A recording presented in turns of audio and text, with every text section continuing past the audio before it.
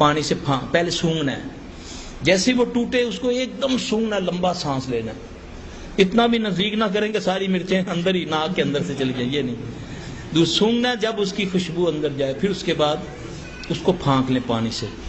5-1 minute के बाद जैतून का एक बड़ा चमचा वो पी लें। छोटे बच्चों को छोटा चमचा, अल्लाह के हुक्म से दायमी कब्ज दूर हो जाएगी इंशाअल्लाह। जी जो मर्जी पढ़े, अल्लाह को कहे अल्लाह तो शिफा दे दे।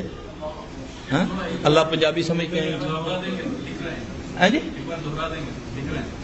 अच्छा, काली मिर्चें 5, उसको तोड़ना है अल्लाह अकबर करके, उसको एकदम सूंघना, थोड़ी देर रह जाएगी तो वो उसकी खुशबू खत्म हो जाएगी, उसको एकदम सूंघ के फिर उसके बाद उसको खाने के बाद पानी से फांक लें।